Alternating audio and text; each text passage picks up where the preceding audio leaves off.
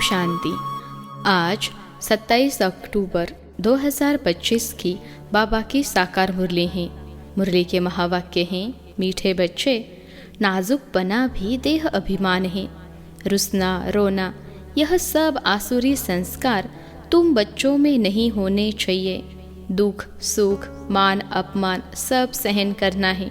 प्रश्न है, सर्विस में ढीलापन आने का मुख्य कारण क्या है? उत्तर है, जब देह अभिमान के कारण एक दो की खामियां देखने लगते हैं तब सर्विस में ढीलापन आता है। आपस में अनबनी होना भी देह अभिमान है। मैं फलाने के साथ नहीं चल सकता, मैं यहाँ नहीं रह सकता, यह सब नाजुकपना है। यह बोल मुख से निकालना माना कांटे बनना, ना फरमान बरदार बनना। बाबा कहते, बच्चे तुम रूहानी मिलिट्री हो, इसलिए ऑर्डर हुआ तो फौरन हाजिर होना चाहिए। कोई भी बात में आनाकानी मत करो। ओम शांति। रूहानी बाप बेट रूहानी बच्चों को समझाते हैं।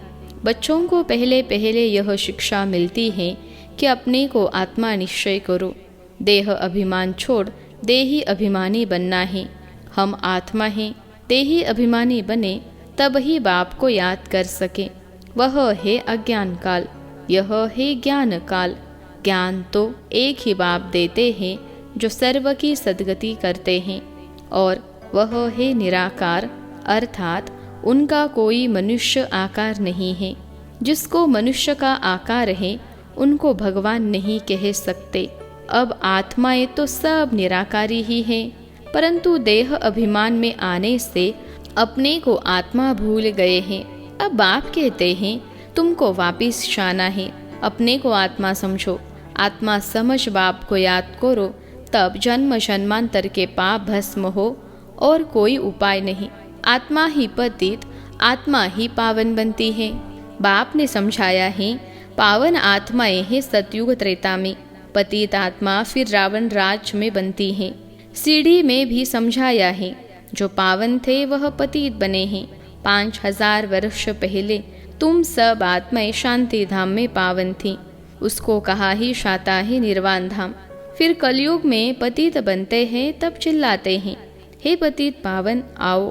बाबा समझाते हैं, बच्चे मैं जो तुमको ज्ञान दे रहा हूँ पतित से पावन होने का, वह सिर्फ मैं ही देता हूँ, जो फिर प्राय लोप हो जाता है। बाप को ही आकर सुनाना पड़ता है। यहाँ मनुष्यों ने अथाह शास्त्र बनाए हैं। सतयुग में कोई शास्त्र होता ही नहीं, वहाँ भक्ति मार्ग रिंचक भी नहीं। अभी बाप कहते हैं, तुम मेरे द्वारा ही पतित से पावन बन सकते हो। पावन दुनिया जरूर बननी ही है। मैं तो बच्चों को ही आकर राजयोग सिखाता हूँ। दैवी गुण भी धारण करने हैं। रुसना, रोना, यह सब आसुरी स्वभाव है। बाप कहते हैं, दुख, सुख, मान, अपमान सब बच्चों को सहन करना है, नाजुकपना नहीं। मैं फलाने स्थान पर नहीं रह सकती हूँ, यह भी नाजुकपना है। इनका स्वभाव ऐसा है, यह ऐसा है, वैसा है, यह कुछ भी रहना नहीं चाहिए। मुख से सदैव फूल ही निकले, कांटा नहीं निकलना चाहिए। कितने बच्चों के मुख से कांटे बहुत निकलते हैं। किसको गुस्सा करना भी कांटा है। एक दो में बच्चों की अनबनी बहुत होती है। देह अभिमान होने कारण एक दो की खामियां देखते खुद में अनेक प्रकार की खामियां रह जाती हैं, इसलिए फिर सर्विस ढीली पड़ जाती हैं। बाबा समझाते हैं, यह भी ड्रामा अनुसार होता है, सुधरना भी तो है। मिलिट्री के लोग जब लड़ाई में जाते हैं तो उन्हों का काम ही है दुश्मन से लड़ना। फ्लड्स होती है, वहाँ कुछ हंगामा हुआ तो भी बहुत मिलिट्री को बुलाते हैं। फिर मिलिट्री के लोग मजदूरों आदि का काम भी करने लग पड़ते हैं। गवर्नमेंट मिलिट्री को ऑर्डर करती है, यह मिट्टी सारी भरो, अगर कोई न आया तो गोली के मुंह में। गवर्नमेंट का ऑर्डर मानना ही पड़े।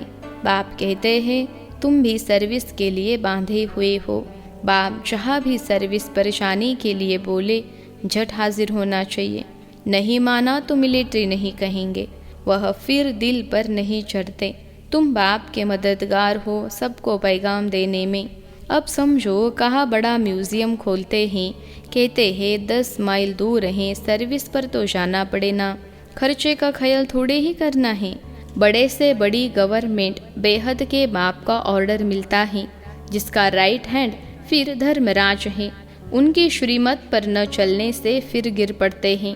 श्रीमत कहती है अपनी आँखों को सिविल बनाओ, काम पर जीत पाने की हिम्मत रखनी चाहिए। बाबा का हुक्म है, अगर हम नहीं मानेंगे तो एकदम चकनाचूर हो जाएंगे। 21 जन्मों की राजाई में रोला पड़ जाएगा। बाप कहते हैं, मुझे बच्चों के बिगड़ तो कभी कोई जान न सके। कल्प पहले वाले ही आहिस्ते आहिस्ते निकलते रहेंगे। यह है बिल्कुल नई नई बातें। यह है गीता का युग, परंतु शास्त्रों में इस संगम युग का वर्णन नहीं है। गीता को ही द्वापर में ले गए हैं, लेकिन जब राजयोग सिखाया तो जरूर संगम होगा ना, परंतु किसकी भी बुद्धि में यह बातें नहीं हैं। अभी तुम्हें ज्ञान का नशा चढ़ा हुआ है। मनुष्यों को है भक्ति मार्ग का नशा। कहते हैं भगवान भी आ जाए तो भी हम भक्ति नहीं छोड़ेंगे।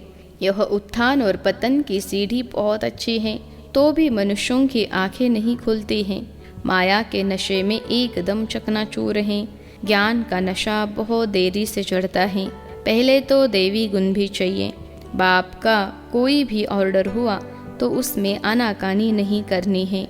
यह मैं नहीं कर सकता हूँ, इसको कहा जाता है ना फरमान बरदार। श्रीमत मिलती है ऐसा ऐसा करना है तो समझना चाहिए कि शिव बाबा की श्रेष्ठ मत है। वह है ही सदगति दाता। दाता कभी उल्टी मत नहीं देंगे। बाप कहते हैं, मैं इनके बहुत जन्मों के अंत में प्रवेश करता हूँ। इनसे भी देखो, लक्ष्मी ऊंच चली जाती हैं। गायन भी है, फीमेल को आगे रखा जाता है।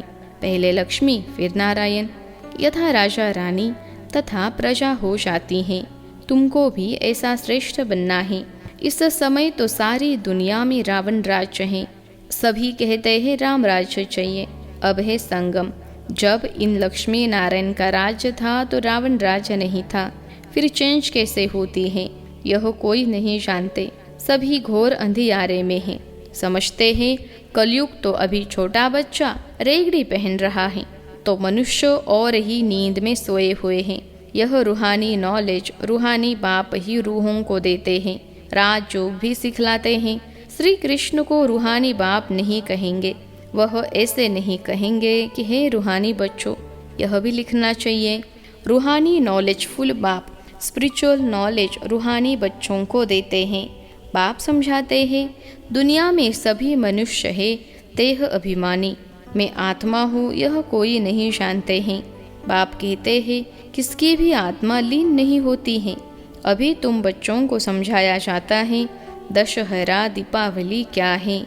मनुष्य तो जो भी पूजा आदि करते हैं सब ब्लाइंड फेथ की, जिसको गुड्डी पूजा कहा जाता है, पत्थर पूजा कहा जाता है।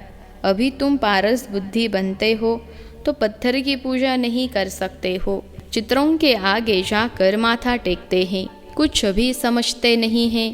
कहते भी है ज्ञान भक्ति और वैराग्य। ज्ञान आधा कल्प चला, फिर भक्ति शुरू हुई। अब तुमको ज्ञान मिलता है तो भक्ति से वैराग्य आ जाता है। यह दुनिया ही बदलती है। कलयुग में भक्ति है, सतयुग में भक्ति होती नहीं। वहाँ है ही पूज्य। बाप कहते हैं, बच्चे तुम माथा क्यों टेकते हो। आधा कल्प तुमने माथा भी घिसाया, पैसे भी गवाए, मिला कुछ नहीं। माया ने एकदम माथा मूड लिया, कंगाल बना दिया। फिर बाप आकर सबका माथा ठीक कर देते हैं। अभी आहिस्ते आहिस्ते कुछ यूरोपियन लोग समझते हैं। बाप ने समझाया है, यह भारतवासी तो बिल्कुल तमोगुनी बन गए हैं। वह और धर्म वाले फिर भी पीछे आते हैं तो सुख भी थोड़ा दुख भी थोड़ा मिलता है। भारतवासियों को सुख बहुत तो दुख भी बहुत है। शुरू में ही कितने धनवान एकदम विश्व के मालिक होते हैं, और धर्म वाले कोई पहले थोड़े ही धनवान होते हैं। पीछे वृद्धि को पाते पाते अभी आकर धनवान हुए हैं। अब फिर सबसे भिखारी भी भारत बना है। अंध श्रद्धालु भी भारत हैं। यह भी ड्रामा बना हुआ है।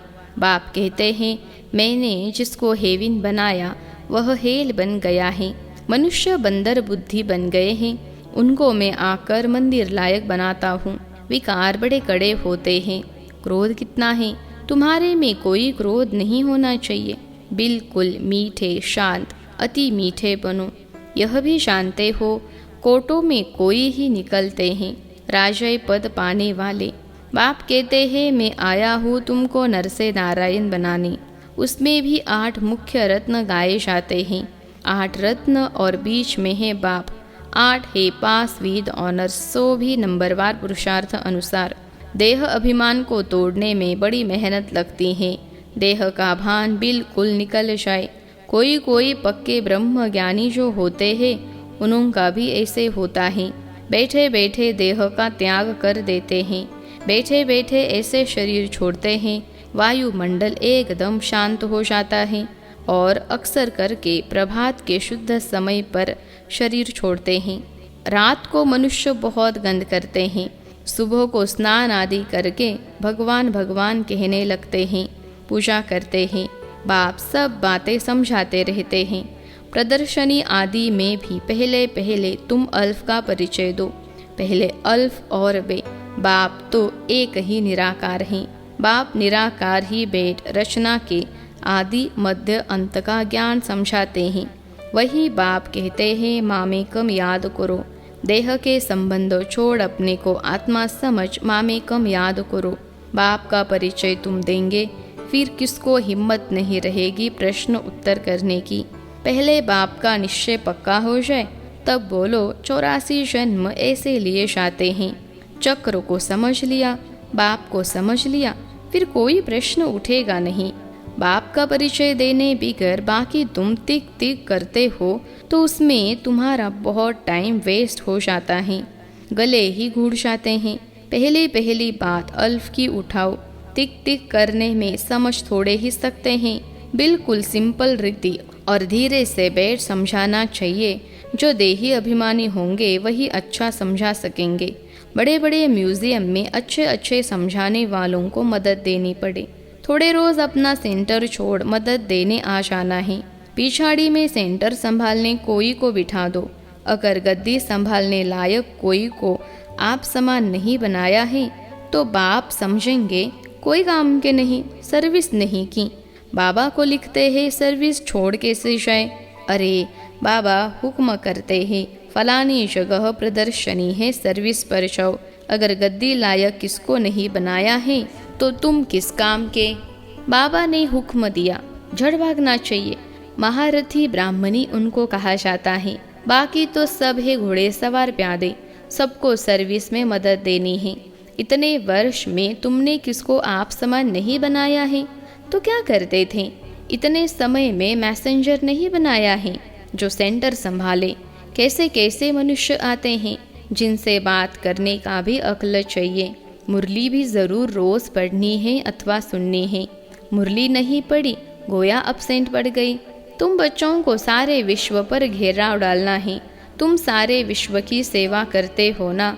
पति दुनिया को पावन बनाना यह घेराव डालना है ना। सभी को मुक्ति जीवन मुक्ति धाम का रास्ता बताना है, दुख से छुड़ाना है। अच्छा, मीठे मीठे सिखरते बच्चों प्रति माता पिता बाप दादा का याद प्यार और गुड मॉर्निंग। रूहानी बाप की रूहानी बच्चों को नमस्ते। हम रूहानी बच्चों की सिखलते रूहानी माता पिता बाप दादा को याद प्यार, गुड मॉर्निंग और नमस्ते बाबा नमस्ते। धारणा के लिए मुख्य सार पहली पॉइंट है बहुत मीठे शांत अति मीठे स्वभाव का बनना है। कभी भी क्रोध नहीं करना है। अपनी आँखों को बहुत बहुत सिविल बनाना है। दूसरी पॉइंट है बाबा जो हुक्म करे उसे फौरन मानना है। सारे विश्व को पतित से पावन बनाने की सेवा करनी है, अर्थात घेराव डालना है। आज का वरदान है बाप की याद द्वारा असंतोष की परिस्थितियों में सदा सुख व संतोष की अनुभूति करने वाले महावीर भव। बाप की याद द्वारा असंतोष की परिस्थितियों में सदा सुख व संतोष की अनुभूति करने वाले महावीर भव। विश्लेषण है सदा बाप के याद में रहने वाले हर परिस्थिति में सदा संतुष्ट रहते हैं, क्योंकि नॉलेज की शक्ति के आधार पर पहाड़ माफिक परिस्थिति भी राय अनुभव होती है। राय अर्थात कुछ नहीं, चाहे परिस्थिति असंतोष की हो, दुख की घटना हो, लेकिन दुख की परिस्थिति में सुख की स्थिति रहे तब कहेंगे महावीर। कुछ भी हो जाए, नथिंग न्यू के साथ साथ बाप की स्मृति से सदा एक रस स्थिति रह सकती है, फिर दुख अशांति की लहर भी नहीं आएगी। आज का स्लोगन है, अपना देवी स्वरूप सदा स्मृति में रहे तो कोई की भी व्यर्थ नजर नहीं जा सकती। अपना देवी स्वरूप सदा स्मृति में रहे तो कोई की भी व्यर्थ नजर नहीं जा सकती। अव्यक्त इशारे स्वयं और सर्व के प्रति मनसा द्वारा योग की शक्तियों का प्रयोग करो। जैसे साइंस की शक्ति का प्रयोग लाइट के आधार पर होता है। अगर कंप्यूटर भी चलता है तो कंप्यूटर माइट है, लेकिन आधार लाइट है। ऐसे आपके साइलेंस की शक्ति का भी आधार लाइट है।